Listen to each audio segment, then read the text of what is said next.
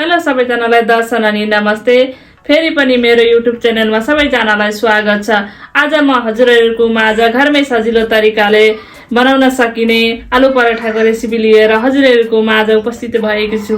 लौ त अब भिडियोतिर लागौँ है।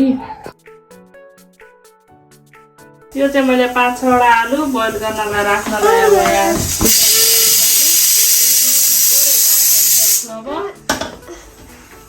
यहाँ थोरै पानी हालेर बोइल गर्नलाई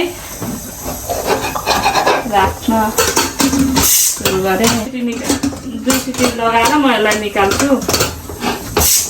4 कप जति आटा लिएँ। अब यो 4 आलुलाई 4 कप आटा ठिकै हुन्छ होला। थोरै तेल सूर्यमुखी तेल एड गरेँ। 3 चम्चा जति हालेँ। तेल हाल्यो भने राम्रो सफ्ट रोटी बनेर तयार हुन्छ। अनि यसलाई मजाले मिक्स गर्ने। मेजरमेन्ट कपले थोरै थोरै गर्दै पानी हालेर यसलाई टिक्काको डो बनाउने। धेरै गिलो पनि होइन, धेरै साह्रो पनि होइन। अब यो डो पनि तयार भइसक्यो। यो डो चाहिँ यत्तिको हुनुपर्छ है, यत्तिको हुनुपर्छ। यसरी गर्दाखेरि यो माथि उठेर आओस्, यस्तो हुनुपर्छ। अनि राम्रो हुन्छ पराठा, फुट्दैन, राम्रो कमलो राम्रो हुन्छ, खानालाई पनि मिठो हुन्छ। यसलाई एकछिनको लागि राखिदिएँ। पछि मैले यो 2टा मिडियम साइजको अनियन लिएर अनि यहाँ 2टा सानो 2टा पोटी जति लसुन अनि थोरै अदुवा यसलाई पेस्ट गर्छु। अनि यिनीहरूलाई चाहिँ चप गर्छु। म काटेर सकेँ। धनियाँ अलिकति काटेँ, खोर्सानी काटेँ अनि यो यसलाई कुटेर ठिक्क पारेँ। अब म आलुतिर लाग्छु। सिटी छोडिसकेछ, पाकेर पटपट फुटेर पाकिसकेछ आलु। अब पानीबाट ड्रेन गरेर अब निकालेर रेडी गर्नेछु। अब यसलाई चाहिँ म छिल्का निकालिसकेँ। अब यसलाई मजाले मेस गर्छु। मेस भइसक्यो। यसलाई कुनै आलुको सानो सानो टुक्रा हुँदैन, किनकि भरे रोटी फाट्ने चान्स हुन्छ। अनि अब यसलाई चाहिँ सबै मसला मिक्स गर्ने होइन। यसलाई चाहिँ म अलिकति फ्राई गरेर हाफ फ्राई गरेर यसमा म एड गर्छु। यहाँ मैले प्यान बसाएँ। मसलाहरू ठिक पारेको छु। यो अदुवा लसुनको पेस्ट, थोरै नुन राखेको छु, बेसार अनि यो चाट मसला, यो चाहिँ सब्जी मसला हो, यो चाहिँ गरम मसला, यो चाहिँ रातो खुर्सानीको धुलो। रातो खुर्सानीको धुलो हाल्यो भने चाहिँ धेरै राम्रो अनि उज्यालो देखिन्छ, त्यही भनेर हालेको सबै थोक मेरो मसला हो। अब म थोरै फ्राई गर्छु। म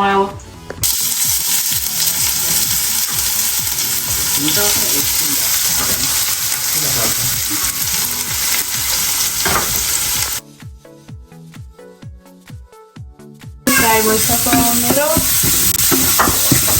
अब यति नै, धेरै फ्राई गर्नु हुँदैन, यति नै फ्राई गरेर अब आलु एड गरेर मजाले मिक्स गर्ने अनि निकाल्ने। बास्ना चाहिँ मग्न आइरहेछ, मिठै हुन्छ होला।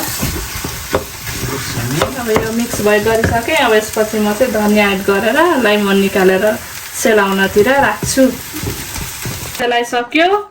अब म रोटी बनाउनतिर गएँ है गाइस। अब यो तावा पनि बसाइदिएँ मैले यसलाई अब स्विच पनि अन गरेँ।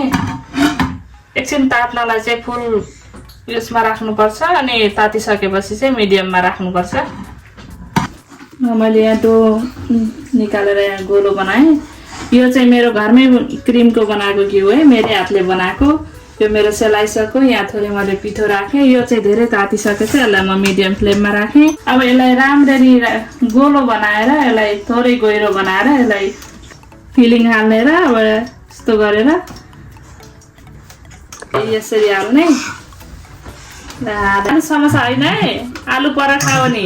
यसलाई मजासँगले मिच्ने उयो गरेर राम्ररी, नभए के भरे लास्टमा हावा निस्किन्छ र यो फुलेर रोटी फाट्ने चान्स हुन्छ। त्यही भएर किची यसलाई मजाले गर्ने। त्यसको पछि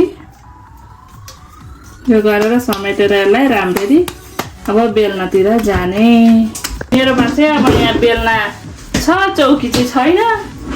अब यस्तै छ है साथीभाइ, के गर्ने त्यस्तै छ यही हो अब हामी बेलेर खाने अब कहिले किन्न सकिन्छ किन्नु पर्ला यसरी बेलेर बिस्तारै बिस्तारो हल्का हातले बेल्ने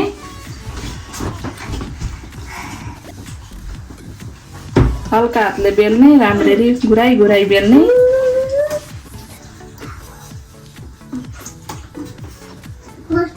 अब फर्काइदिने फर्काएर पनि बेल्ने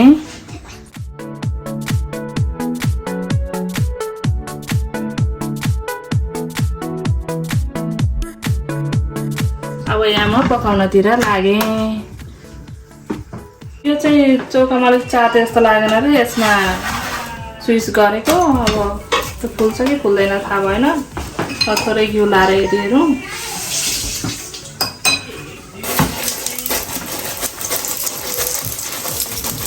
हेर्नुहोस् त मजाले फुल्यो त्यसलाई फर्काइ फर्काइ घिउ लगाएर तातो अन्जेलसम्म पकाउनुहोस् देख्दै राम्रो देख्दै कलर आएको देखिएन त ल हेर्नु त ल हेर्नु ल हेर्नु ल हेर्नु ल मेरो पराठा पाकेर तयार हुन लाग्यो ल हेर्नुहोस् मेरो पराठा पाकिसक्यो यहाँ मैले पकाइसकेँ A few moments later. हेर्नुहोस् त भित्रैसम्म नि वरिपरि साइडसम्म नै मजाले आलु सबैतिर पुगेको छ